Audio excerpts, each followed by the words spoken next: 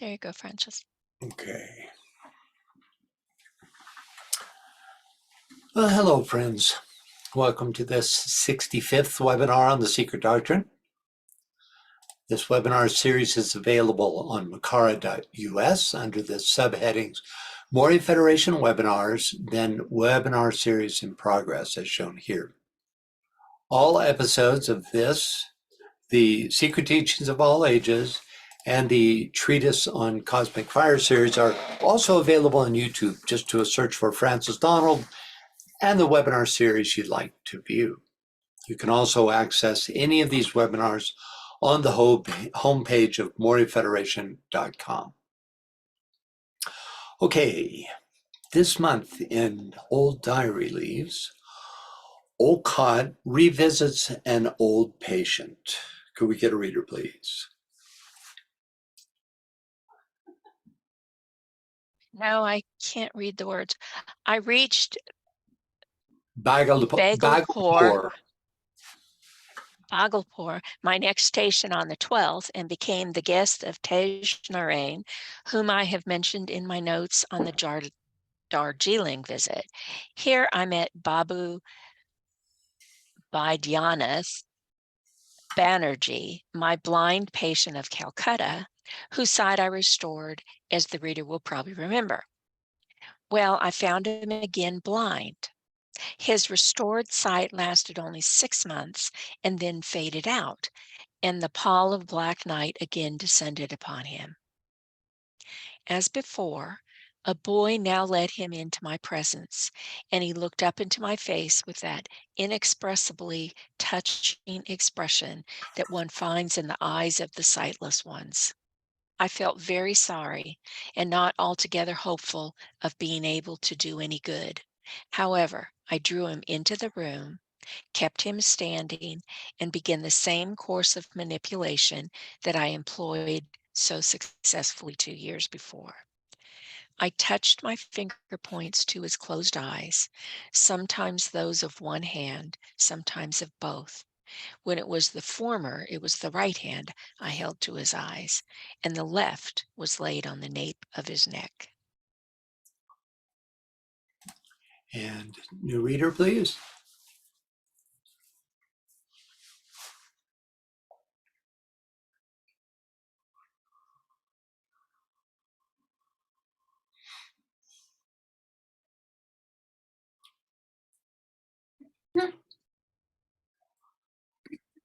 Then I made passes before the eyes and the brow, and finally breathed gently on the eyeballs through a glass tube.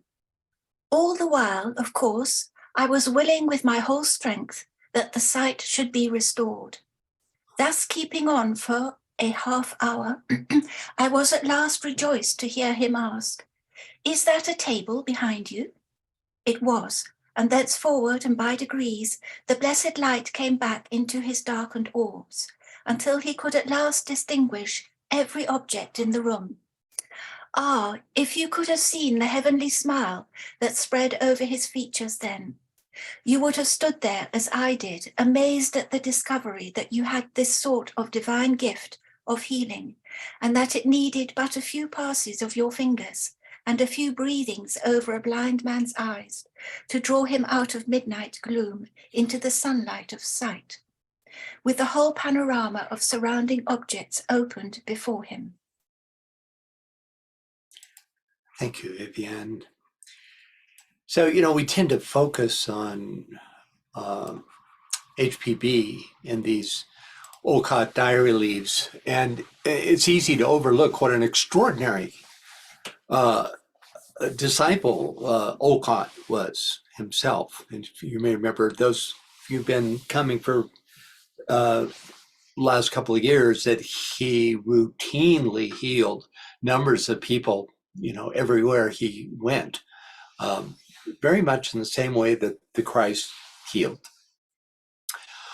Okay, last month we continued reading a few early theosophical misconceptions concerning planets, rounds, and man, which is one of 2 interim chapters beginning with and we began with an analysis of the chart that appears on the bottom of page 157, which lists the principles and upadis in 3 different Indian systems.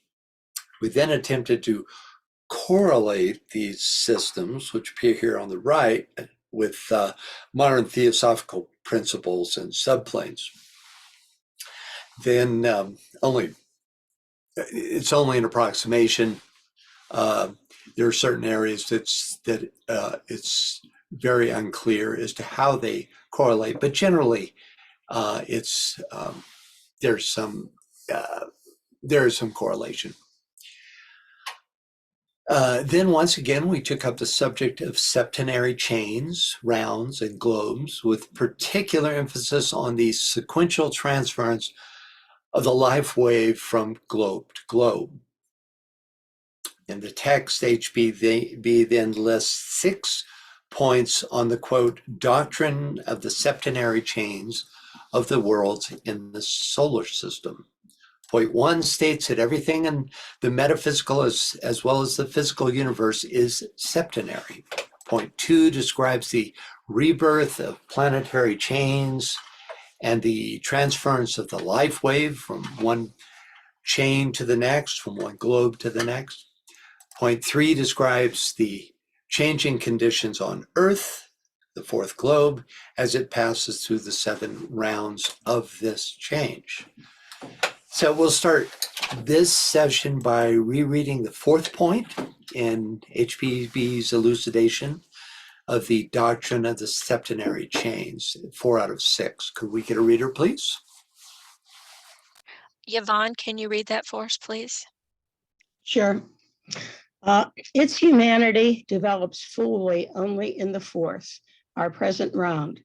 Up to this 4th life cycle, it is referred to as humanity, only for lack of a more appropriate term.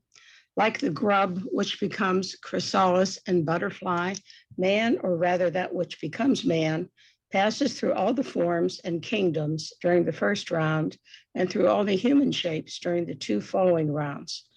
Arrived on our Earth at the commencement of the 4th in the present series of life cycles and races, man is the 1st form that appears thereon, being preceded only by the mineral and vegetable kingdoms, even the latter having to develop and continue its further evolution through man.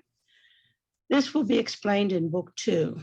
During the 3 rounds to come, humanity, like the globe on which it lives, will be ever tending to reassume its primeval form, that of Dayan Johanic host.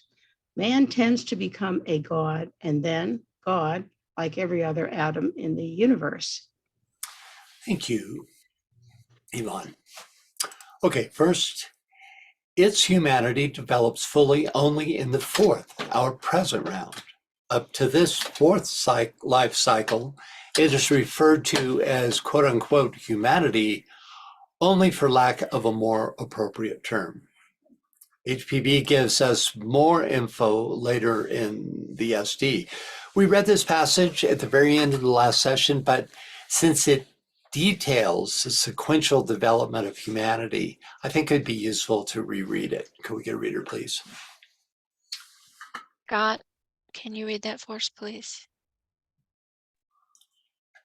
The most developed monads, the lunar, reached the human germ state in the 1st round, become terrestrial, though very ethereal human beings towards the end of the 3rd round, remaining on it, the globe, through the obscuration period as the seed for future mankind in the 4th round, and thus become the pioneers of humanity at the beginning of this, the 4th round.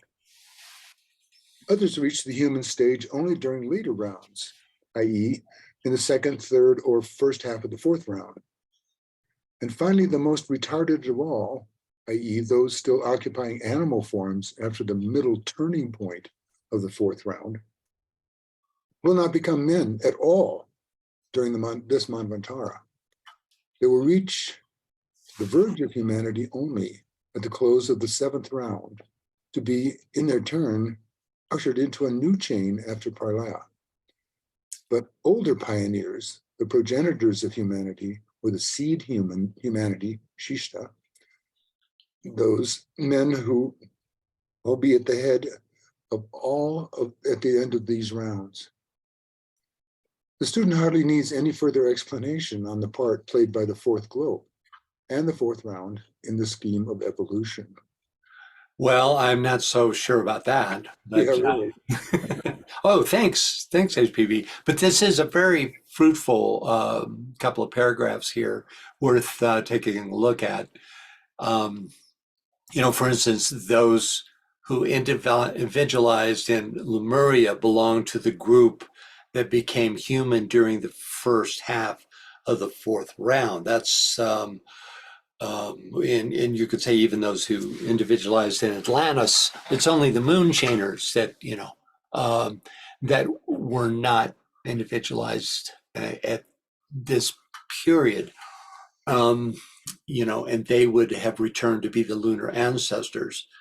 The first thing you have to realize, he's talking about rounds, not about globes. So these are vast periods of time that he's describing. Each one of these rounds is 7 globes, right? So, when he says that the human germ stage in the first round that's the first round of 7 globes, right?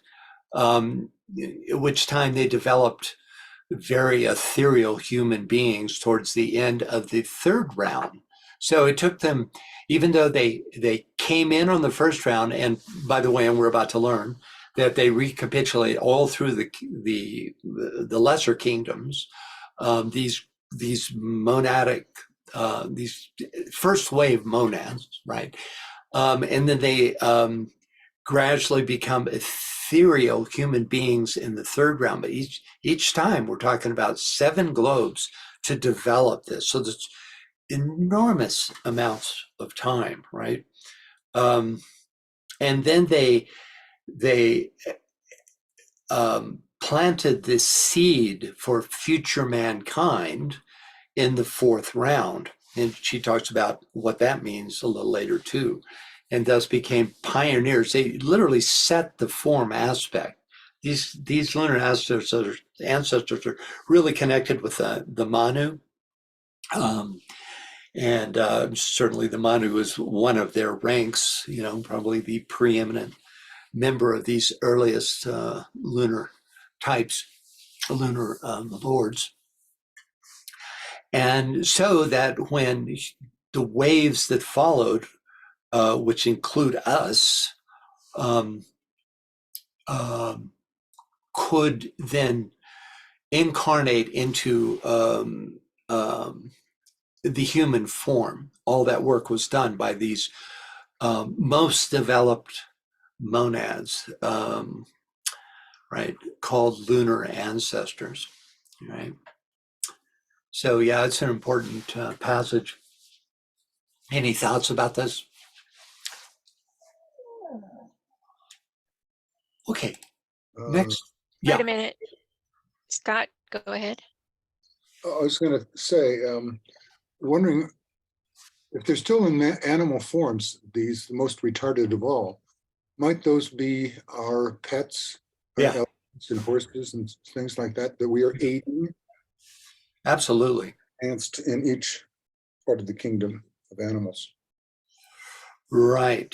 And so, the door is not only closed on the globe, which is globe D, here where the arrow is pointing, right, at the, it would seem to be it, and during the Atlantean race, because that was the last wave of individualized man, but it's closed for the entire round at that point. And there's, other quotes that say this as well, that anybody that doesn't make it into the human kingdom by the middle of the fourth round, which is the Atlantean root race, will not become men at all during this Manvantara. So all the animals, but HPP says, with a few exceptions at some point in this reading, says with a few exceptions, suggesting that, uh, maybe there are some exceptional members of the animal kingdom that are allowed in, but generally speaking, the door is closed here for the rest of the round, meaning the 5th, 6th, and 7th globes, so we're talking about, 21 more races there and 2 more races after this 5th race, so that's a long time. And then there's this pralaya before the 5th round begins, and then the door will open for them to come in at that point. So yeah, you can, you can thank your lucky stars that you made the cut. And if you're individualized in Lemurian times, I think many of us were, we just made the cut according to this reading, right? Okay. And we have, Greg's got his hand up. Go ahead, Greg. Second here. I was thinking about that in terms of the Chohans and the Adepts, the higher and the most advanced members of the hierarchy in the ashram, which would be, of course, the 7 Chohan the 7 Chohans. They're considered kind of like they probably would have also individualized in the Atlantean, or even probably even prior to that, like Sanat Kumara himself, as we understand, didn't he individuate clearly in the Lemurian and became the head point of, the goal setter for the rest of humanity in that sense? And then we're working with the 5th Aryan root race, which consists of those remnants of Lemurian, Atlantean that are still getting their chance to, quote, make the cut. So in a sense, aren't we all going to be brought into a higher relationship with Solar Angel and Solar in terms of our own development of adeptness and such? Mm-hmm. Yeah, eventually everyone makes the cut. What is it? It's not Kumara stands with the door open, or it's usually a trait attributed to the Bodhisattva, right? Maitreya will not pass through the door, which suggests to me the process that is called the Earth Scheme will not pass beyond those boundaries. Until the last sentient being crosses the thresholds, suggests that all the animal, even plant, even mineral kingdom will eventually make it through. But, this is just one chain that's illustrated here, right? We're on the 4th chain. So there are 3 additional chains for all those lower kingdoms to gradually move through the human kingdom. In terms of Sanat Kumara, he's not a human being and has never been, he didn't develop on the Earth scheme. He's, he took, he went through the equivalent of the 4th kingdom or the human kingdom at another time in another place. We don't have that information. Very much connected with Capricorn and the Makara / Kumara mysteries, and he's connected with that. He incarnated etherically and has remained so since at least Lemurian times to assist in the evolutionary process of humanity. Okay. And then the other thing is, I think DK talks about there are some of those exceptions of the animal kingdom that might actually be able to make the cut are primarily the higher expressions of the domesticized animals, such as, I think it was cats, dogs, and a few other, elephants, and Right. maybe. Yeah, the bulk of them are Horses. going to be waiting until a new round, which she calls a Manvantara here, right? During this Manvantara, this is a year of Brahman, one of these takes. And so it won't be till the fifth round that the very bulk, there may be a few individual exceptions, nothing more is said. That there are a few individual exceptions. She didn't even say that they're from the animal kingdom, but we could assume that that would be the case. Okay. But no, the bulk of them, we all like to think that our pets are, absolutely next in line and they're going to be the exception, but probably not. Okay. Thanks, Greg. Anyone else? Okay. Yeah, this is an important passage. Really kind of puts it all together here. Okay, next up, like the grub which becomes chrysalis and butterfly, man, or rather that which becomes man, passes through all the forms and kingdoms during the first round and through all the human shapes during the two following rounds. Again, HPB gives us a bit more info later in the SD. Could we get a reader, please? Karen, can you read that for us, please? It is the most developed monads, the lunar gods or spirits called in India the Pitris, whose function it is to pass in the first round through the whole triple cycle of the mineral, vegetable, and animal kingdoms in their most ethereal, filmy, and rudimentary forms in order to clothe themselves in and assimilate the nature of the newly formed chain. They are those who first reach the human form, if there can be any form in the realm of the almost subjective, on globe A in the first round. It is they, therefore, who lead and represent the human element during the second and third rounds, and finally evolve their shadows at the beginning of the fourth round for the second class or those who come behind them. Thank you, Karen. Okay, this passage suggests that a recapitulation, not only of the progress made in earlier stages of becoming human, but of all the lower kingdoms of nature, is necessary to, quote, assimilate the nature of the newly formed chain. There's a great mystery here. I'd love to read more about this. Key to understanding this teaching is a realization that the forms taken are ethereal, filmy, and of a rudimentary nature. Thus, it would seem to me, allowing a facile mutability during the needed recapitulation. This suggests that the lunar Pitris, who recapitulate the lower kingdoms of nature during the first round up here, do so in order to align themselves with the vibrational quality of the new round, thus paving the way for those who will follow. I also realize that the round itself is also adjusts itself to the vibration of these lunar ancestors. So it's, both are going on at once.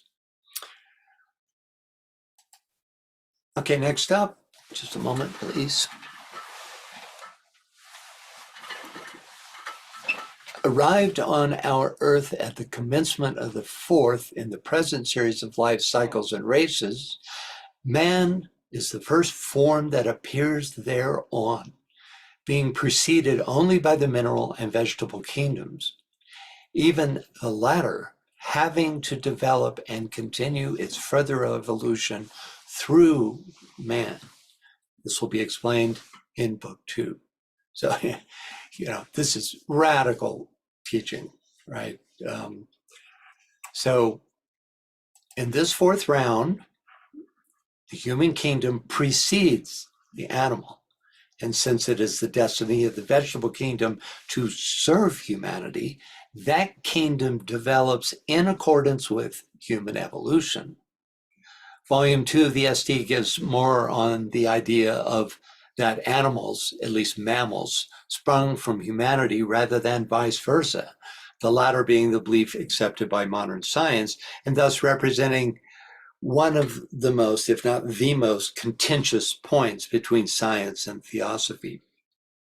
This passage from the second volume gives more insight into why humanity is the dominant kingdom on earth. Can we get a reader, please? Greg, can you read that for us, please? Yeah. While the human monad has passed on globe A and others in the first round through all the three kingdoms, the mineral, the vegetable, and the animal, in this our fourth round, every mammal has sprung from man if the semi-ethereal mini-shaped creature with the human monad in it of the first two races can be regarded as man. But it must be so called, for in the esoteric language, it is not the form of flesh, blood, and bones, now referred to as man, which is in any way the man, but the inner divine monad with its manifold principles or aspects. Okay, so this doesn't mean, that the animal kingdom birthed from man. It means that man came first and set the conditions, very much like the lunar ancestors did in the first round, so that the animals could follow. Okay. All right, next up, during the 3 rounds to come, humanity, like the globe on which it lives, will be ever tending to reassume its primal form, that of a Dion Chohanic host. Man tends to become a god and then God, like every other atom in the universe. There's a lot in that sentence. So this describes our eventual absorption into the 5th kingdom, transition from the 4th to the 5th, and in distant eons, even into the 6th kingdom. De Perucker gives a description of the final stage of this chain. I'll read this. At the end of the 7th round, take our human life wave as an example, all the individuals of the human life way will be fully developed 7 principled beings, every one of the principles fully developed for our Manvantara or chain during this day of Brahma. Very optimistic point of view. I see a hand. Karen, go ahead. Yeah, I want to go back to what you just said about the animals sprung from humanity and this difference. And I am not really clear on what that point is, so that the man came first so that the animals could follow, but it is not. Go ahead. Well, I guess I'm still not clear. I mean, my understanding has always been that we move through all of the different kingdoms. Right. Man does. That's true. In this round, on this globe, the 4th here shown here, right? Well, that monad, that preeminent first wave monad, who incarnates on globe 1 or globe A of round 1, right? The very first, let's see if I can find a chart there that shows that. Yeah, back up here, who incarnates here, recapitulates the lower kingdoms from a previous chain. It's an extraordinary teaching, right? That these lunar ancestors, they're not at the level of, for instance, the mineral kingdom when they recapitulate that, but in order to set conditions for this round, on globe A, they recapitulate all the lower kingdoms before assuming, I think it's globe C, that they finally become ethereal, very ethereal, because this is the first round, what could be called humans, right? So the passing through the kingdoms is a general path of progress for all sentient beings, all monadic waves. But this first group is not passing through that, is rather recapitulating that. So to answer your question, when you get to the fourth round, they have already in the third round set the conditions so that humanity can reincarnate in the fourth round. Therefore, the first to do so is this new wave of human beings that develop ethereal in the first three globes and then manifest in the fourth, right? It is that setting of the vibratory condition that then draws in the monadic wave that follows them, which are the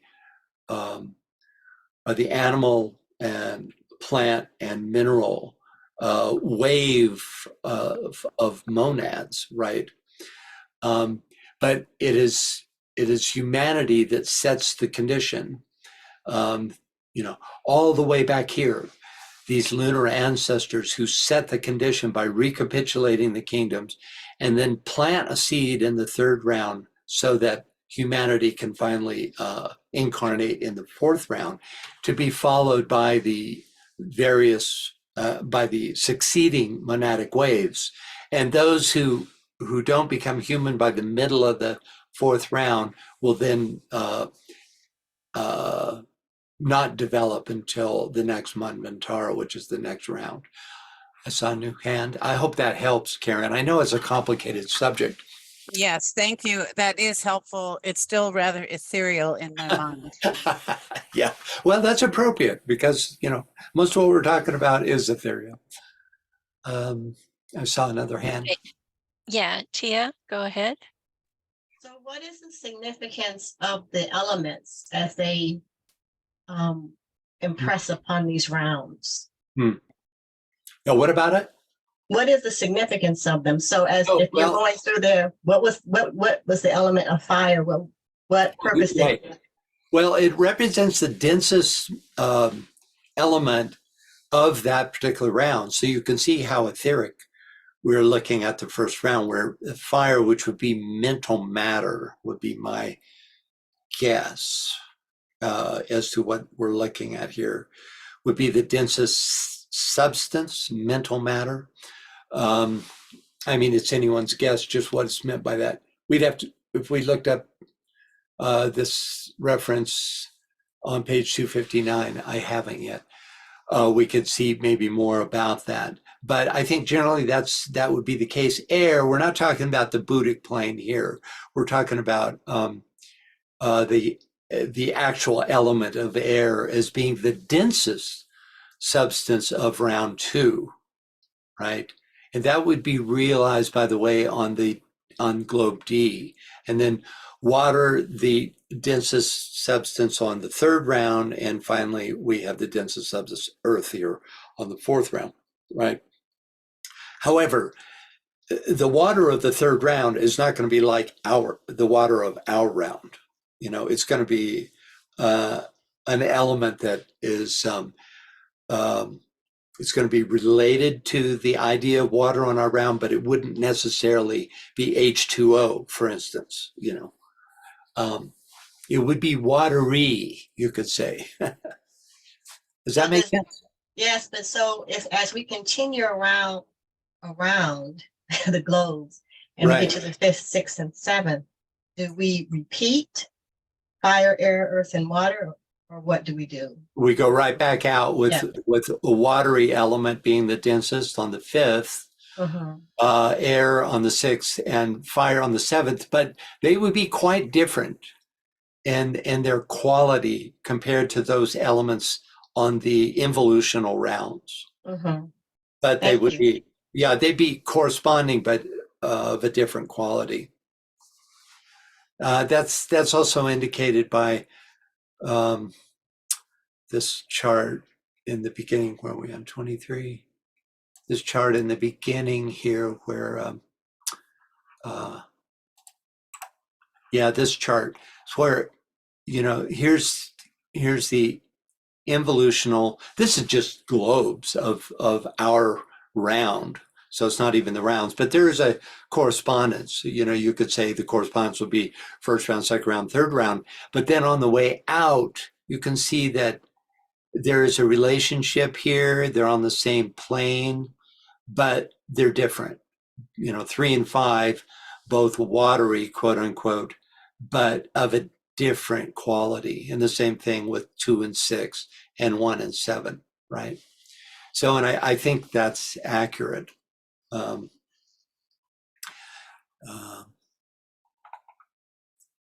I think it was. We were on. Okay. Anyone else?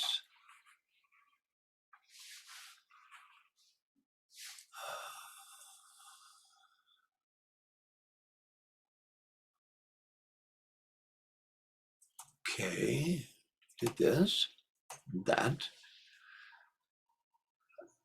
Okay.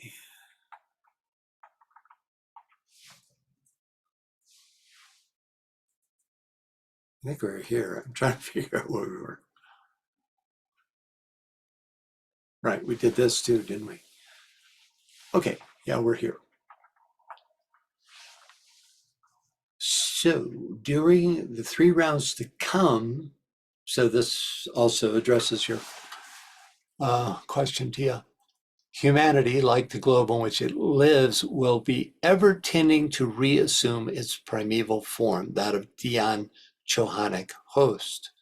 Man tends to become a god and then God, like every other atom in the universe. I did this. I'm sorry, guys. And then we read this. I must have backed up at one point. All right, so, okay, I think this is where we are. So beginning so early as with, no, somebody read this, please. Kirsten, can you read that for us, please? Beginning so early as with the second round, evolution proceeds already on quite a different plane. It is only during the first round that heavenly man becomes a human being on globe A, becomes a mineral, a plant, an animal on globe B and C, etc. The process changes entirely from the second round, but you have learned prudence, and I advise you to say nothing before the time for saying it has come. Okay, yeah. So first of all, beginning so early as with the second round, evolution proceeds already on quite a different plan. It is only during the first round that heavenly man, that's the lunar Petries or ancestors, becomes a human being on globe A. Becomes a mineral, a plant, an animal on globe B and C, etc. So with this statement, HPB gives us a bit more on the idea that, quote, man, or rather that which becomes man, passes through all the forms and kingdoms during the first round. Here, we learned that, quote, a human being on globe A becomes a mineral, a plant, an animal on globe B and C. A little more information. This B and C, of course, of that first round. And we learned that, quote, with the second round, evolution proceeds on quite a different plan. But we're then told that the time for revealing the nature of this different plan has not yet come. Nevertheless, the Peruker gives us additional info on the second round. Could we get a reader, please? Robert, can you read that for us, please? After this long interplanetary nirvana, when it is ended, then opens round 2 on globe A, and round 2 is the exemplar, or sets the example of the evolutionary process for all the succeeding 5 rounds, 7 rounds in all. And while indeed the same general procedure or plan of evolving on each globe and from globe to globe that was followed in the first round still holds, there is this immense difference that all the houses, the tenements used by the evolving entities in the second round were built during the first round for them. They are ready and awaiting the incoming monads as the sishtas, the remainders of the first round, so that the entities, the host of monads, when they return to globe A and the other globes of the chain for the second round, have but to step into and thus awaken these sleeping bodies or houses, each host passing into its own class, instead of having to build anew and go through the lowest houses or bodies up to the highest, as was the case in the first round. For each kingdom now enters into its own appropriate bodies evolved during the first round and now waiting for the incoming monads. And so it is on each of the 7 globes of the planetary chain of the second round. Thanks, Robert. So I like this, it kind of fills in the gap that HPB was unwilling to describe. Now it is De Perucker, it's not HPB, it's not DK, but this to me makes sense, right? That the work done by the lunar Petries during the first round and the recapitulation would have been to condition the entire chain in such a way that when the second round comes on, that work did not need to be repeated, right? And he describes, De Perucker describes this with his fertile imagination as, setting up these forms, right? He calls them houses, tenements of those, of the life waves that would be sweeping in to demonstrate through those forms. Any questions about this? Yes. Go ahead, Joe. Thank you. I am prompted to ask, when do the permanent atoms come into effect in our current lives? Oh, you mean how did the permanent atoms evolve in terms of all of this process that we're talking about? Right. I'm very impressed with this concept that the second and the third schemes reflect what's already been built in from the earlier schemes. Would be chains, actually, but yeah. Chains, okay. Because all of this has taken place within the Earth scheme. So, schemes delineate it's one, but it's 7. Okay. Right. Yeah. Well, that's a great question because, for instance, to get back to a map that has all 7 of these, gosh, we have to go back, don't we? There we go. So, you take, for instance, a physical permanent atom, which stores, all the history of incarnating on the physical plane. But in this first round, that physical plane was fire.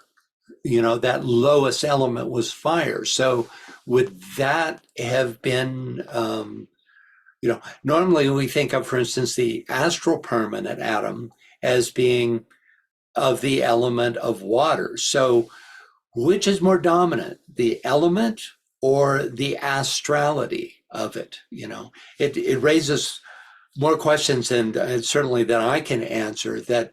So in our involution, did we also develop the permanent atoms to where that we didn't have a fully physical permanent atom until the 4th round or the 3rd round possibly? Or were the very nature of those permanent atoms different, in the earlier rounds? I can't answer that. I don't know that it's been addressed.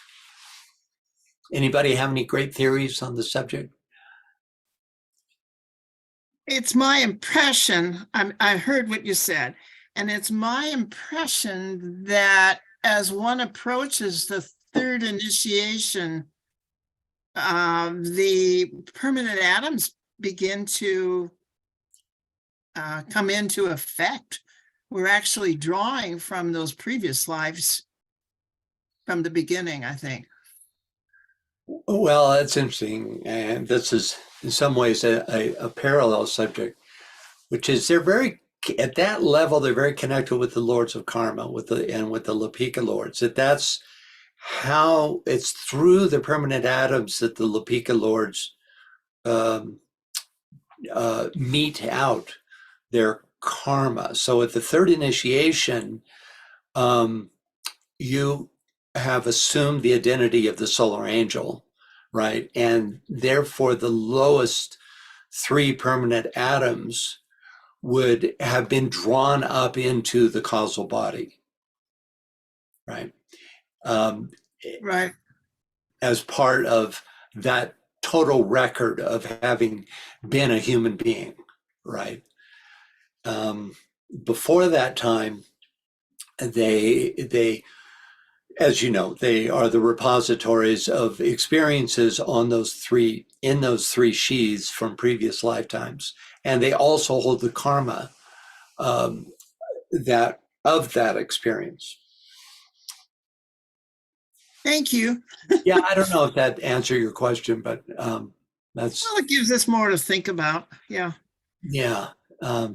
And, you know, I really, it would be very interesting to read about, you know, from a, you'd have to have a really good source as to how the permanent atoms developed over this period of 7 rounds.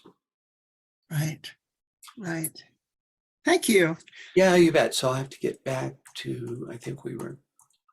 Okay, and then we've got another hand, but Vivian says, this sounds like Rupert Sheldrake's morphogenic fields. Yeah, I'm not familiar with him enough. I read a little bit about it. I have the book, but I haven't really sat down and read it. Yeah, the interconnectedness that he describes in his theory is certainly present here. Do you have, I was just going to say, if you have anything more to say about that, like more about how that relates, then you're welcome to. If not, that's fine. Vivian, did you have anything you wanted to add to that? I'm not an expert at all, but he does speak about the building up of habit through the way people live and the interconnection with others that builds up the memory. And yep. he has had a lot of difficulty with the scientific world to have his theories accepted, but they are getting there now. So that's why I think it's rather wonderful to see this written here in this very much more esoteric way. Yeah, I understand that he was the only one to be thrown off of TED's talk, and that the scientific community was so up in arms against his theories that they actually deleted his TED talk. I don't know, from the archives or whatever they do, but because they see it as pseudoscience, you know. But that's just because it's not provable through instrumentation, and it also suggests things like reincarnation. I'm a big fan personally. Anyway, anyone else? Greg's got his hand up. Go ahead, Greg. Okay, I was thinking about when we were struggling with the differentiation at the level of the most dense parts in an involutionary process. But we're also, maybe I'm throwing a crowbar into this whole mess, but or not a mess, you know what I'm talking about, but in the sense that the Agni Chaitans, we have to think about what DK says in terms of treatise on cosmic fire when we begin to get an understanding of the Devic hierarchies. And then we also have to look at it from the perspective that the three primary fires, which the fire devas, which would be the Agni Chaitans, the Agni Suryans, and the Agni Shvatans, come into place. And at the very dense, most core level, on every subplane, on every seventh subplane of every seven rounds or kingdoms or whatever, there is the lords of the Agni, it's either the Agni Chaitans or the Agni Shvatans, but it's that fire by friction, which is such a powerful fire, yet it also is, we have to work with that fire in order to include what was before on the previous chain. Yeah, well, the idea that the Agni Chaitans could very much represent the fire aspect of the first round, driving us into matter. And that would be very, very different than the equivalent fiery realm on the seventh of, either a round or a globe, that would be releasing ones from the higher mental onto the Buddhic plane. But anyway, some interesting thoughts, Greg. Thanks. Anyone else? Okay. Next up, HPB's fifth of 6 points on the chains. Could we get a reader? Janet, can you read that for us, please? Sure. 5. Every life cycle on globe D, our Earth, is composed of 7 root races. They commence with the ethereal and end with the spiritual, on the double line of physical and moral evolution, from the beginning of the terrestrial round to its close. 1 is a planetary round from globe A to globe G, the 7th. The other, the globe round, or the terrestrial. This is very well described in esoteric Buddhism and needs no further elucidation for the time being. We're not concerned with the other globes in this work, except incidentally. Okay, thank you. So this statement, first of all, what? Sorry, we got a hand up. Go ahead, person identified as iPhone.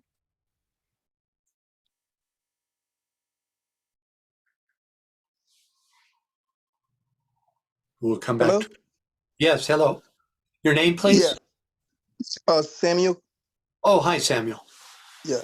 No, this is concerning the permanent atom. I don't think that it develops or not develop. I think, especially if we are going to be regarding it as the monad, it instead reveals itself throughout the rounds. It couldn't develop because it's everything already. So, well, the monads don't develop, but the permanent atoms would develop.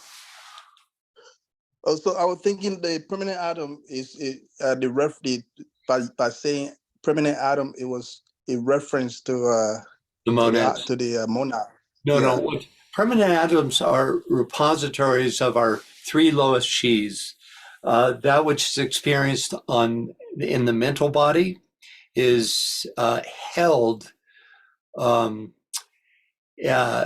the not in the monastic permanent atom, but in the BL, help me out here.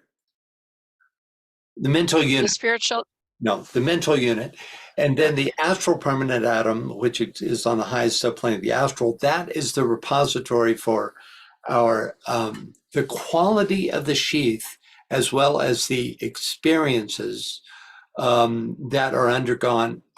It's not like a record of all experiences like on the Akashic plane, but it's rather the qualitative result of those experiences. And that's held so that when one reincarnates again, that they can take on that level of experience gained in their new form. And then the same thing is true for the physical permanent atom. So that's what we were talking about, the development of those three holding units for incarnation, not the monad. Okay, anyone else? Okay, so Yeah, I'm not sure. Magda, did you have something you wanted to say?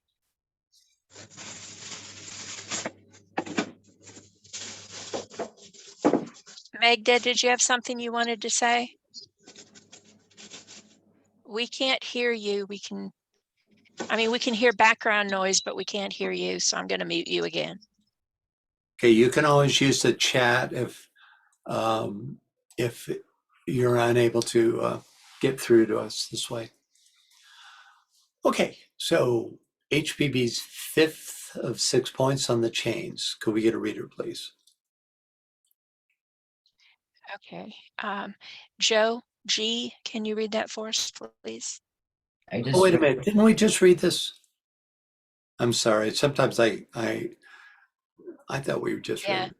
Janet did. Yeah. Janet did. Okay. That's Sorry. right.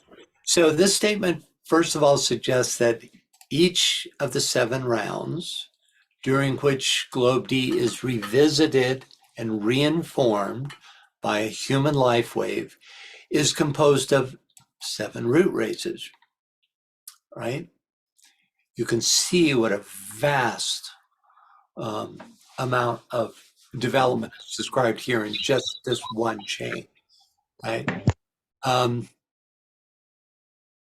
Each of the 7 root races is, secondly, each of these 7 root races is physically and spiritually progressive, each one of them, right? It's through the process of each root race is you have a physical and spiritual progression moving from an almost formless physicality. Could you mute that, please? I'm trying. I'll keep on it. Okay. In the first root race, okay, let me back up. That's because it's not that easy to understand. So this statement first of all suggests that each of the 7 rounds during which globe D is revisited and reinformed by human life waves is composed of 7 root races. So you see them described here. Secondly, each of these 7 root races is physically and spiritually progressive, right? Not only through the 7, but also each one. I mean, if you look, for instance, at our Aryan race, you have sub races within this Aryan root race. We're on the 5th sub race. So even, every one of these little, we're down here, every one of these little circles could also have 7 little circles, and they're quite significant. We're in the 5th sub race of this 5th root race, right? And the description of what will become as a result of moving into the 6th subrace of this 5th root race is really significant. So this represents a phenomenal line of progression, right? So they're physically and spiritually progressive, moving from an almost formless physicality in the first root race of each of these, shown here,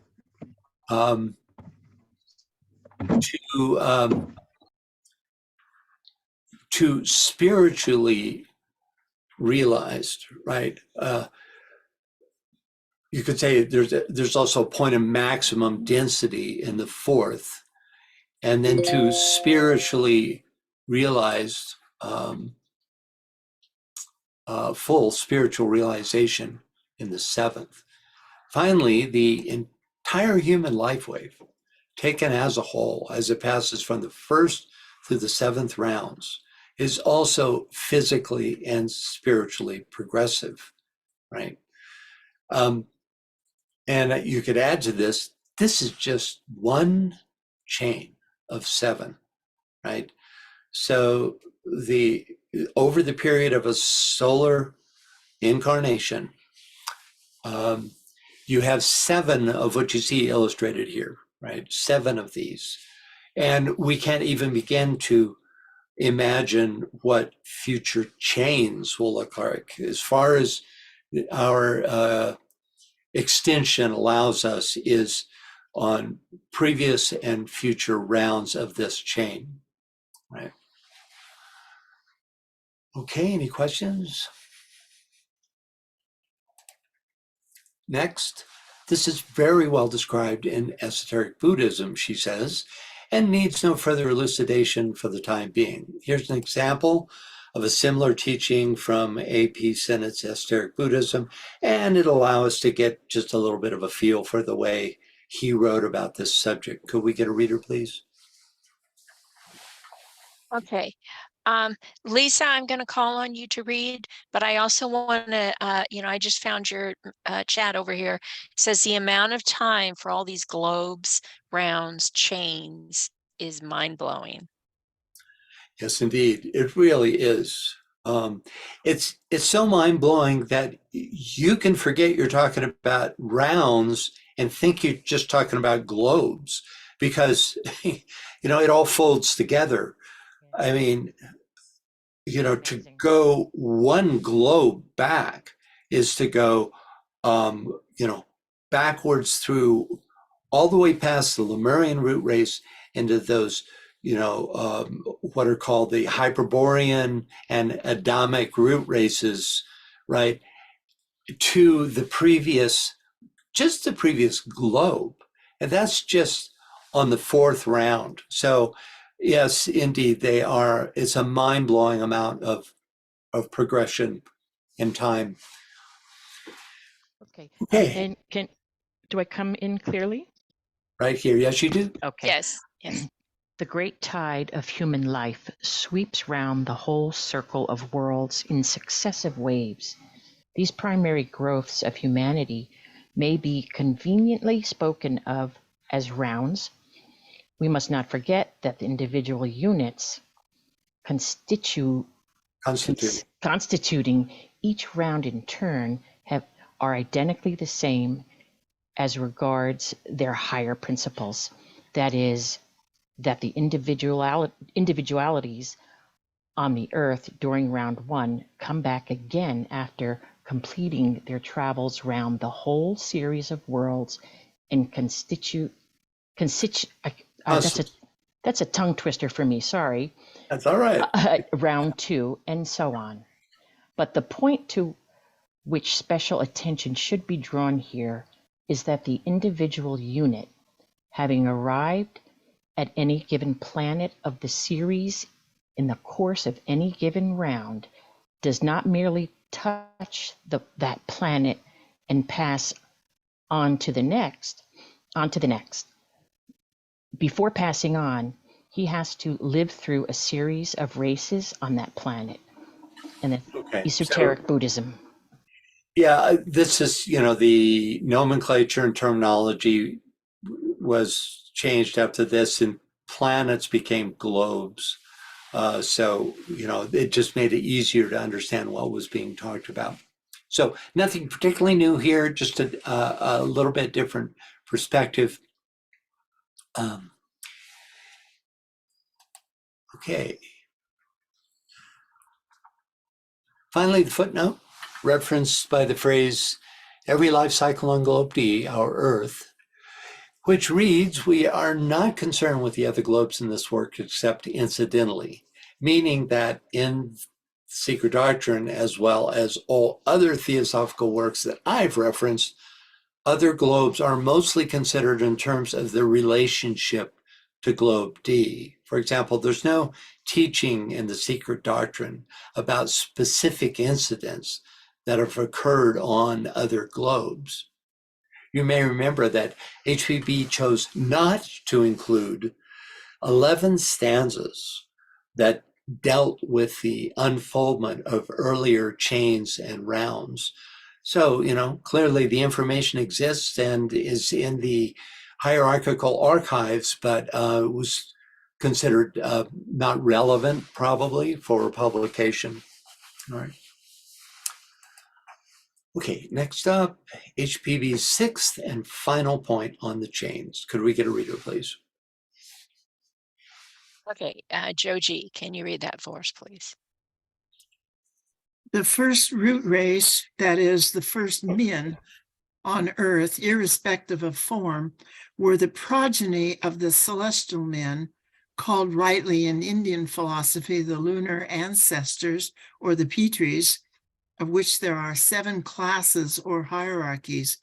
As all this will be sufficiently explained in the following sections and in Book 2, no more need be said of it here. So here's an example of the teaching on lunar ancestors, which we've already talked about quite a bit, being that first wave of monads to inhabit the globe A on the first round, right? And how they set the vibratory quality for all the succeeding rounds and allowed for the following life waves to incarnate and become dense physical human beings on round 4. So we've already talked about it, but here's a little more about them from the Egyptian perspective. A reader, please. You need a reader? Yeah. Tia, can you read that for us, please? The Aryan or Brahmanical call the Petries the lunar ancestors of men, and the Egyptians made of the moon god Tat as moon, the first human ancestor. This moon god expressed the 7 nature powers that were prior to himself and were summed up in him as his 7 souls, of which he was the manifester as the 8th one. The 7 rays of the Chaldean heptakis or Lao, or the Gnostic stones, indicate the same septenary of souls. The first form of the mystical 7 was seen to be figured in heaven by the 7 large stars of the Great Bear, the constellation assigned by the Egyptians to the mother of time, and of the 7 elemental powers. As is well known to every Hindu, this same constellation represents in India the 7 rishis, and as such is called Rishka and Chitra Sekandanas. So we'll wait till we get to this passage to go deep into its meaning, because it's there's a lot here, but it gives you a taste of how the ancient cultures recognize these lunar ancestors. Okay, let's continue. Could we get a reader, please? Peter, can you read that for us, please? Oops, I guess we lost Peter. Okay. Maria, can you read that for us, please?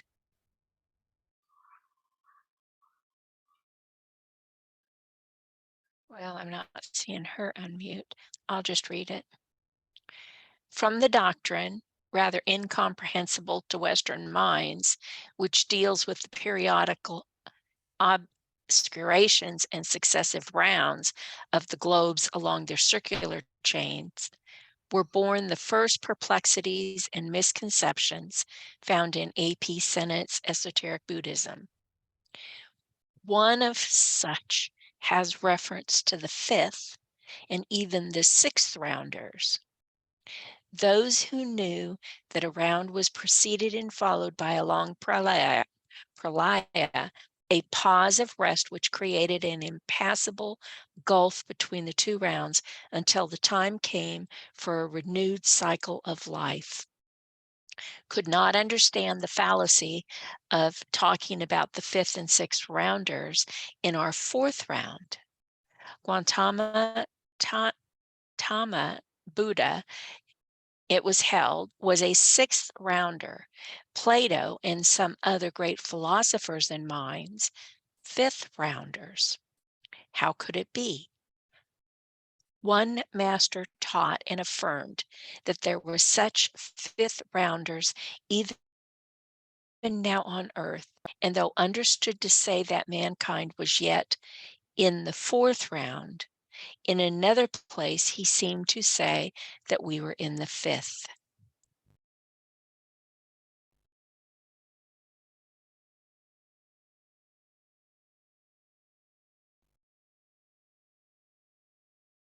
Francis, did I lose you? Sorry, I had to cough and I muted and then didn't unmute. So this is a somewhat elaborate setup for what will appear to us to be a simple answer. But HPB found it necessary to counter misleading info that had been recently published in Esoteric Buddhism about fifth and sixth rounders. For example, Sennett states, "It is only now that we have passed the halfway point of evolution on this halfway planet that the fifth rounders are beginning to drop in." So let's continue. Could we get a reader, please? Yes. Yvonne, can you read that, please? Sure. A few early theosophical misconceptions concerning planets, rounds, and man. To this day, it is evident that theosophists have utterly failed to understand the meaning of the term fifth and sixth rounders. But it is simply this: every round brings about a new development and even an entire change in the mental, psychic, spiritual, and physical constitution of man. All these principles evoluting on an ever ascending scale. Thence it follows that those persons who, like Confucius and Plato, belonged psychically, mentally, and spiritually to the higher planes of evolution were in our fourth round, as the average man will be in the fifth round, whose mankind is destined to find itself on this scale of evolution immensely higher than is our present humanity. Similarly, Gautama Buddha, wisdom incarnate, was still higher and greater than all the men we have mentioned who are called fifth rounders, while Buddha and Sakaracharya are termed sixth rounders allegorically. Hence, again, the concealed wisdom of the remark pronounced at the time evasive that a few drops of rain do not make the monsoon, though they presage it.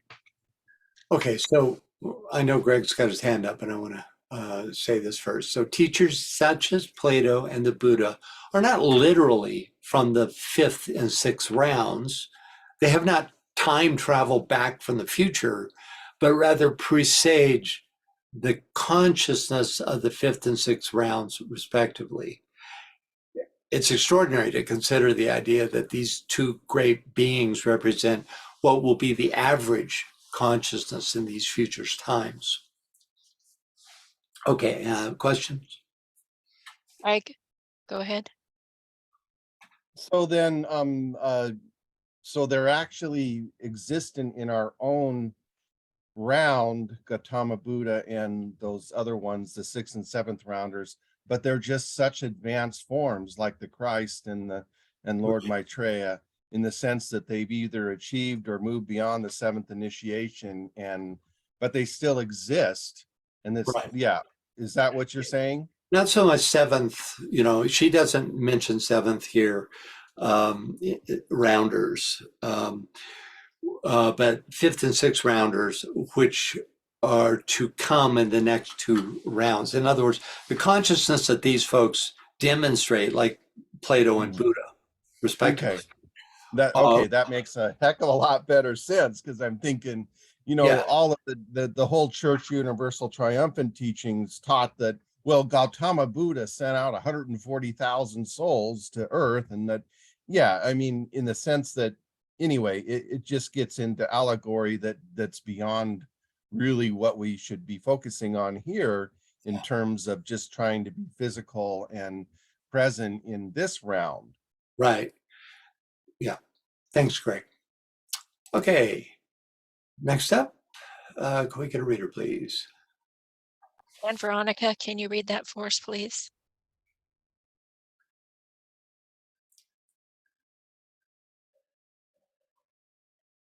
And Hello? Veronica? Are you there? Hello.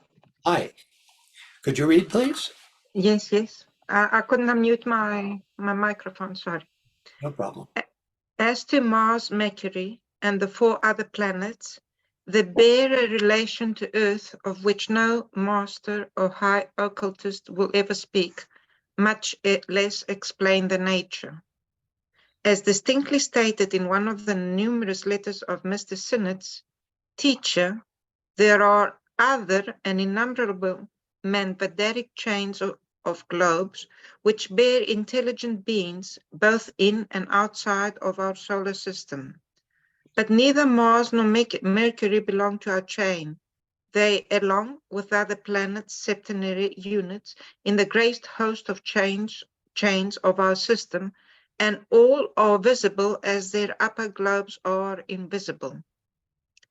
In this same letter, the impossibility is distinctly stated.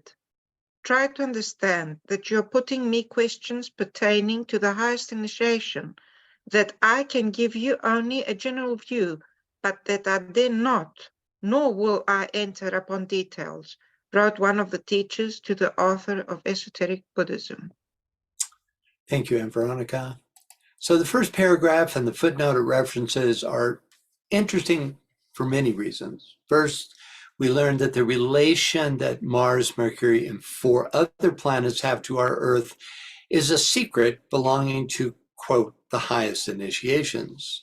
And secondly, the statement, I dare not, nor will I enter upon details, reveals that since the teacher that worked with A.P. Sinnott was privy to this information, he was presumably a master, probably Kuthumi, who also worked with HPB, and from the ashram of which AAB belongs.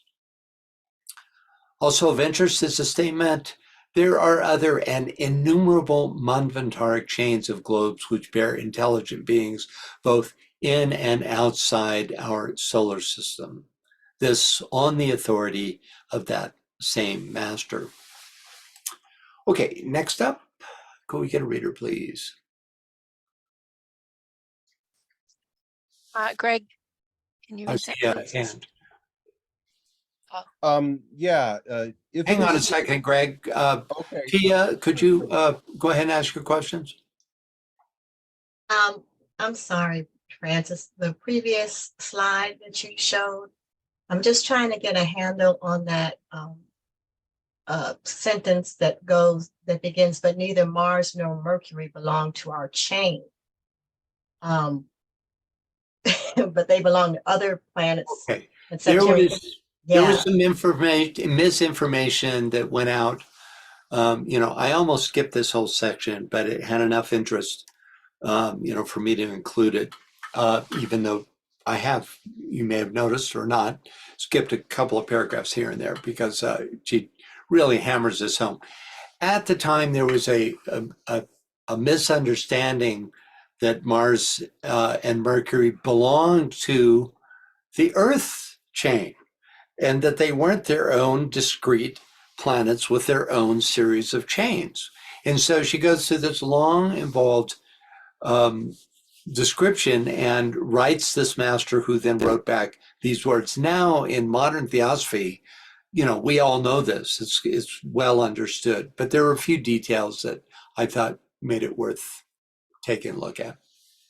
Okay, thank you. I got a bit confused. Thank you. Yeah, I can see why. Okay, I think we're up with Greg, right? Yep. Okay, if it is still argued that certain expressions in the teacher's letters were liable to mislead, the answer comes, amen, so it was. The author of Esoteric Buddhism understood it well when he wrote that such are the traditional modes of teaching by provoking the perplexity.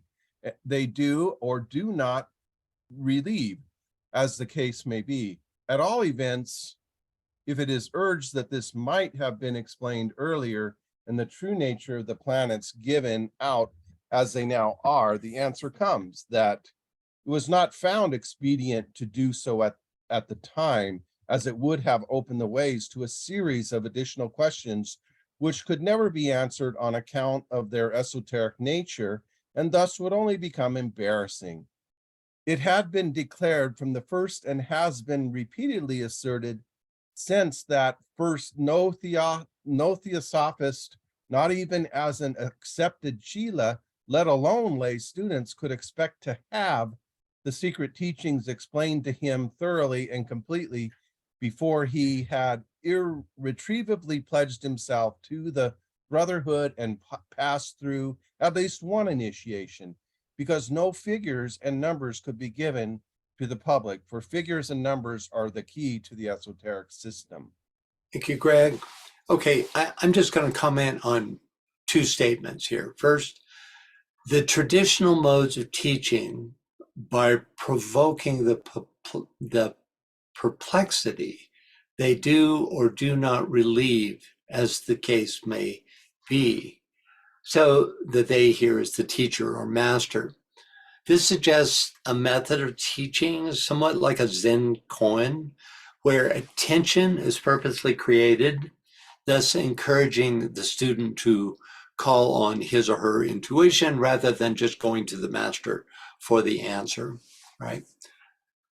Also of interest in this passage is the idea that, quote, no theosophist, not even an accepted Chela, let alone lay students, could expect to have the secret teaching explained to him thoroughly and completely before he had irretrievably pledged himself to the brotherhood and passed through at least one initiation, because no figures and numbers could be given to the public, for figures and numbers are the key to the esoteric system. The inference here is that these figures and numbers could be misused or could lead through prolonged consideration to information that the public is not yet ready to receive. I saw a hand. Yes. Robert, go ahead. Yeah, if it's not too far off, you remember that diagram of the rounds that dealt with rounds Yeah, a while back? Is that easily gettable, or should we just forget it? 59. No, it's easily gettable. Will that do? Yeah, okay. So that's all one chain, right? Correct. Okay, yeah, that's what I got confused about, because it looked like there were a number of chains. Okay, great. No, they're rounds of a chain. The rounds of the same chain. Yeah, that's right. Okay, great. Thank you. Yeah, that's why there's a teaching, and it's yet to come, about this shift or the transfer of the life wave from chain to chain. And what's described is how these lunar petries from the previous chain come into the first globe of the first round of the new chain.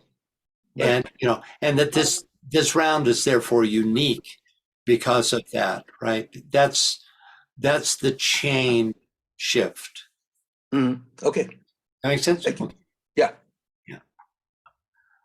All right. I think what Robert's really trying to do is get me lost.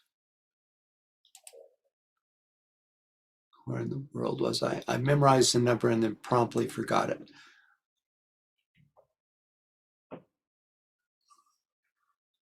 Okay, let me see where we are here. Next up, what was revealed? I don't think I talked about this. Hang on a sec. Yeah, I talked about this. Okay, I got it. So next up,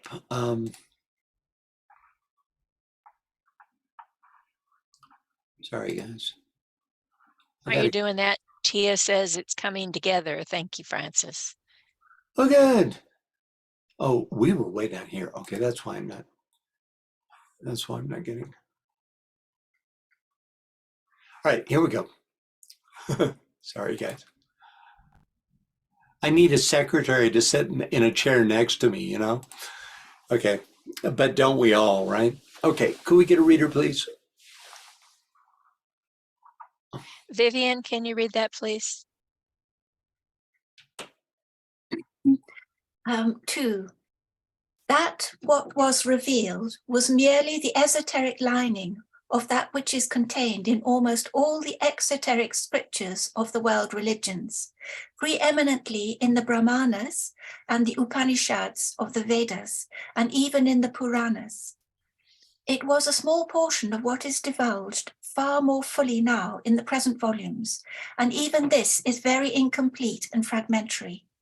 When the present work was commenced, the writer, feeling sure that the speculation about Mars and Mercury was a mistake, applied to the teachers by letter for explanation and an authoritative version. Both came in due time, and verbatim extracts from these are now given. Thank you, Vivian. So HPB here emphasizes how little of what is known by the hierarchy is available to the public, and suggests that publication of the secret doctrine greatly expands on this knowledge. She also has chosen to expend a lot of effort refuting the idea that Mars and Mercury are globes within the Earth chain, which seems obvious to us as modern theosophists, though some confusion might still result from the fact that the next two chains of the Earth scheme are called the Mercury and Mars chains respectively. But it goes without saying that these aren't those planetary schemes themselves. They're just vibrationally and through number and through a connection with the root races of those schemes connected to these coming chains. Okay.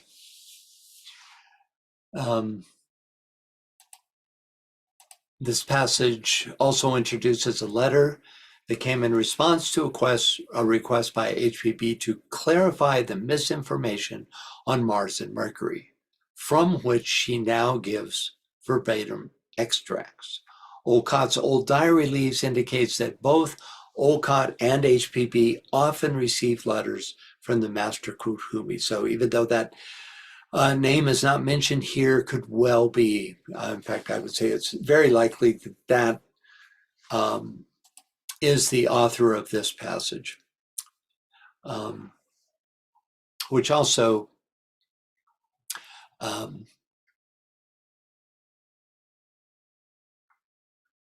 yeah, here's the letter. So could we get a reader, please? Scott, can you read that for us, please? Yes. It is quite correct that Mars is in a state of obscuration at present, and Mercury just beginning to get out of it. You might add that Venus is in her last round. If neither Mercury nor Venus have satellites, it is because of the reasons. See the footnote supra, where those reasons are given, and also because Mars has two satellites to which he has no right. Phobos, the supposed inner satellite, is no satellite at all. As remarked long ago by Laplace and now by Fay, Phobos. What's that? Yeah, no reason to read that. That's why I skipped it. Sorry. It's okay. Phobos keeps a too short periodic time, and therefore it must exist some defect in the mother idea of the theory, as Fay justly observes. Again, both Mars and Mercury are septenary chains, as independent of the Earth's sidereal lords and superiors as you are independent of the principles of Damling, Amthun, which were perhaps his 6 brothers, with or without nightcaps. Gratification of curiosity is the end of knowledge for some men, was said by Bacon, yeah, indeed, who was as right in postulating this truism as those who were familiar with it before him were right in hedging off wisdom from knowledge and tracing limits to that which is to be given out at one time. Remember, knowledge dwells in heads replete with thoughts of other men, wisdom in minds attentive to their own. You can never impress it too profoundly on the minds of those to whom you impart some of the esoteric teachings. Thank you, Scott. Okay, first up, it's quite correct that Mars is in a state of obscuration at present, and Mercury just beginning to get out of it. You might add that Venus is in her last round. De Perucker gives us more info on this. Can we get a reader?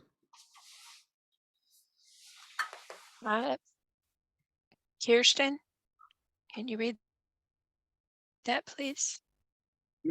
Yes.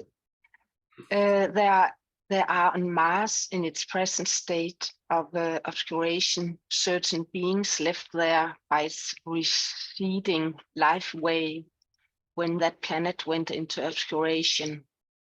And these beings are called in the Sanskrit language sistas, meaning reminders or remains, that is, those whose duty it is to keep the seeds of life on that planet until the incoming flow of the returning life wave in the new Manvantara to come shall find these bodies ready for them and in all ways appropriate.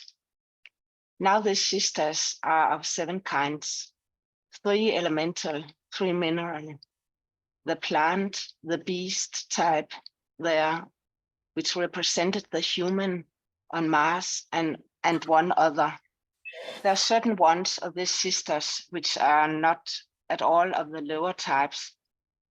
They must have been higher than the average of its humanity when that planet went into obscuration, in order to provide for the more evolved humanity coming down on its succeeding round, fit and appropriate vehicles for the new life cycle or Manvantara there. Thank you. De Perucker also says that, quote, Mercury is just emerging from obscuration to begin its last or 7th round. But in a list from Esoteric Astrology, DK tells us that Mercury is on the 5th globe of its 4th chain and is therefore not about to begin its 7th round, because it would have to be on its last globe if it were to do that. So, you know, it just shows that you have to take all but a few writers with some grain of salt. I find De Perucker with some very interesting ideas, like what he says about Mars here. But you know, he runs against what DK says, and of course, you know, I advise going with DK over to Perucker on this point, right? Next, Francis. yeah. Francis. Greg says, so this is saying that we're all going to Mars. And then he says, LOL. Oh, okay. Thank you, Greg. You know, the last there may one. be The something last to that, but it's going to be by way of Sirius. You know, most of humanity will go to Sirius, learn how to become solar angels, and then there's some indications that we would be solar angels for a future incarnation of Martian humanity. But if that's not glamorous enough, I don't know what is. I see another hand.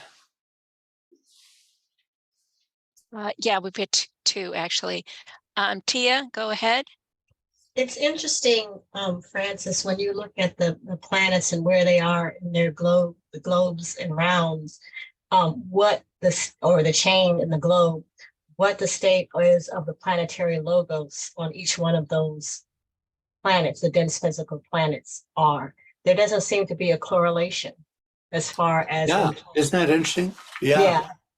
Yeah, and it shows how the planetary spirit or the planetary logos, that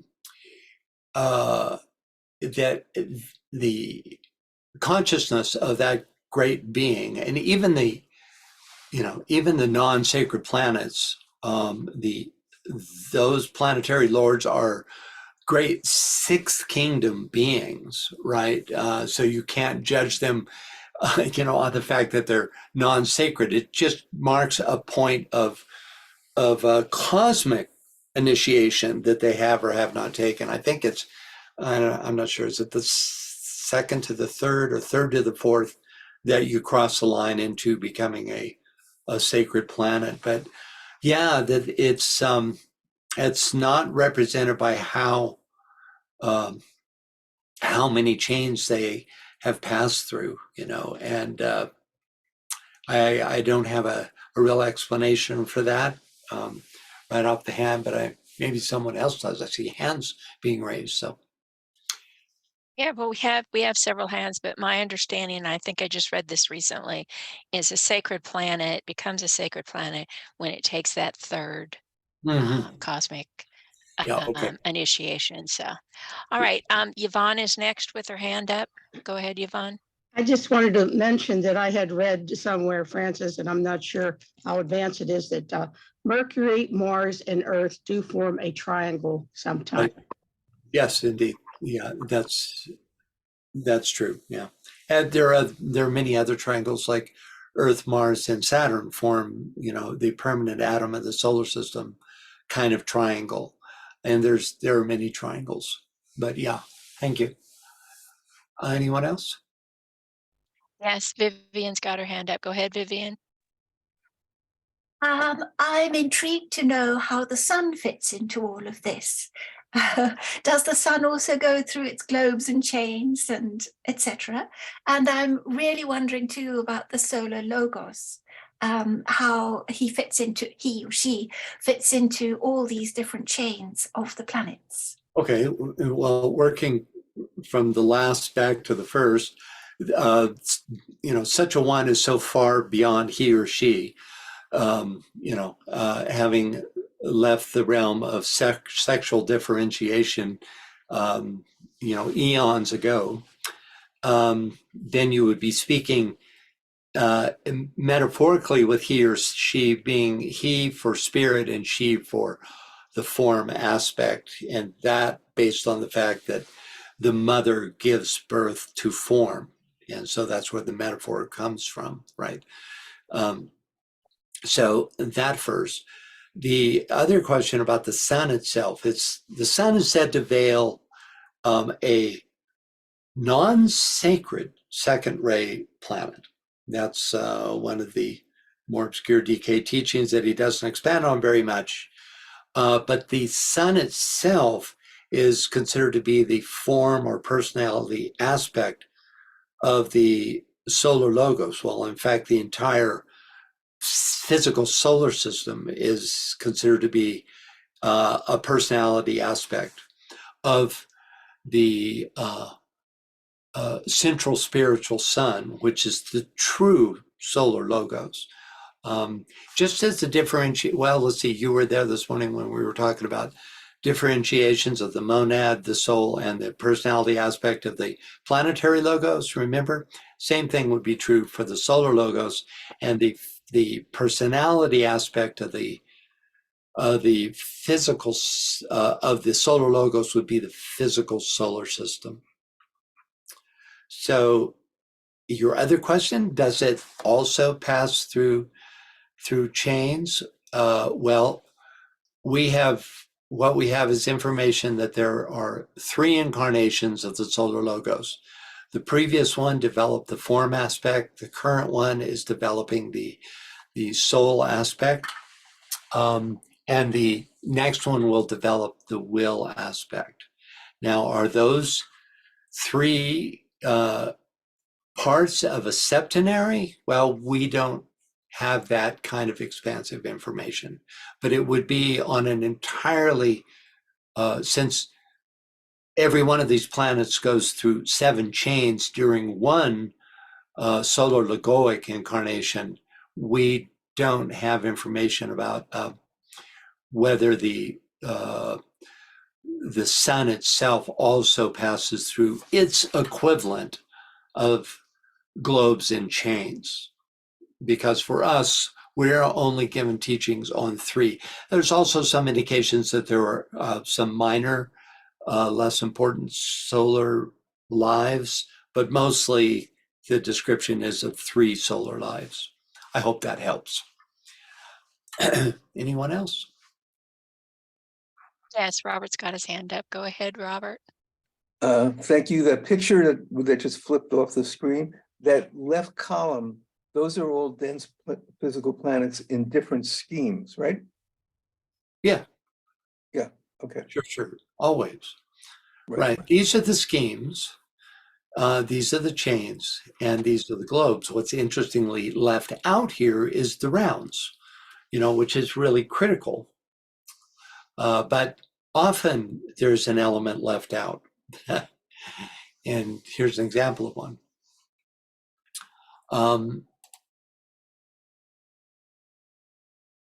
Okay, so next you might add that Venus is in her last round. If true, this puts Venus on the fifth chain, on the fifth globe of the last round of the fifth chain. So what I'm doing is correlating what was said in the letter. You might add that Venus is in her last round, right? Okay, so you see that's the missing link here. So if we add those two together, what we get is that Venus is on the fifth globe of the last round that was given in the letter of its fifth chain. One full chain, not round, but one full chain ahead of all the other planets. What's not explained is how Mercury and Venus can be composed of dense substance and at the same time be on their fifth globes. Since fifth globes are supposed to be more ethereal than fourth globes, could we be looking at the now uninhabited fourth globes of these two schemes? Possible. Next, if neither Mercury nor Venus have satellites, it is because of the reasons, Vidas footnote supra, where these reasons are given. And also because Mars has two satellites to which he has no right. Phobos, the supposed inner satellite, is no satellite at all. Okay, so Vidas footnote supra means consult a previous footnote. I know you were all hoping it'd be something more exciting than that, but that's all it means, which we find a few pages back. Could we get a reader, please? Okay, Trudy's got her hand up. Trudy, you want to ask your question first, and then you can read? I'm just wondering whether Venus is in the last round. Is she going to be non-physical in the next round? It should be non-physical now. Let's go back there. We're looking at here. So we're looking at non-visible chain and globe and round at this point, which is why I was speculating that maybe what we're seeing is actually the fourth globe of the fifth chain rather than the fifth globe, which it is currently inhabiting, right? Because after all, it's a physical globe. So it should be, by definition, the fifth globe is more ethereal than the fourth. So perhaps the Venusian race has moved on to the fifth globe. And certainly, if it's in the last round, the next chain, which is what it would be crossing, if it's in its last round, onto the to the next chain, then that certainly would be also ethereal. If not the whole chain, certainly the first globe of that chain would be. First globe of the first round of that chain would be. A lot of, I know it's terminology sometimes gets in the way of understanding this, but the upshot is almost certainly its next incarnation would be non-visible, and there's some questions as to why, as to whether the true inhabitants aren't already on an invisible planet. Anyone else? Thank you. Yeah, you're welcome. Hope that helped. Anyone else? No, but then Oh, you needed a reader for the next. There we go. That's right. But guess what? We're out of time. So Yeah. we're going to hold this for next time. It'll help reintroduce us to our subject matter. So BL, could you give dates for the coming events? Okay, so as you all noticed, we switched our times. So they're now at 7 p.m. GMT for the duration of North America being on daylight savings time. All right, so the next Secret Doctrine will be on the 16th of April at 7 p.m. GMT. But before that, we have a Secret Teaching of All Ages,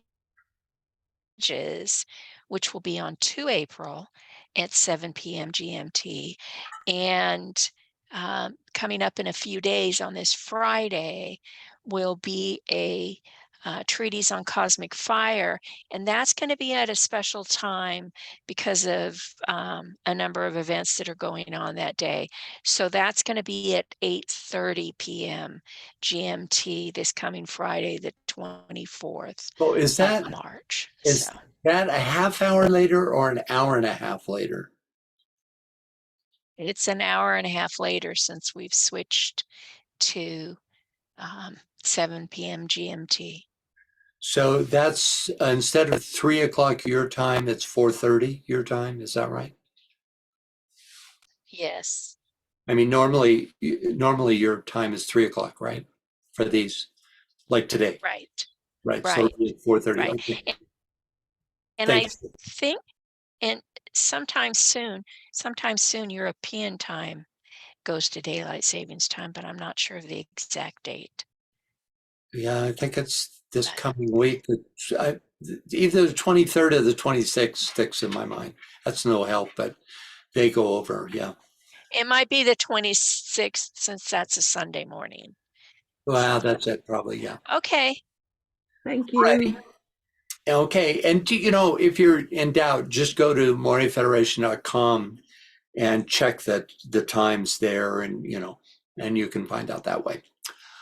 Okay. See you next time, which will be this Friday for a treatise on cosmic fire for many of you. And until then, and wait a minute, is that the one that the time has changed this coming Friday? Yes, to Okay. 8:30 p.m. GMT. Okay. All So right. definitely check your local time for that, because it's going to be later than usual. All right. Thank you all. Thank you. Okay. You're Goodbye, welcome. Bye. everybody. Bye-bye.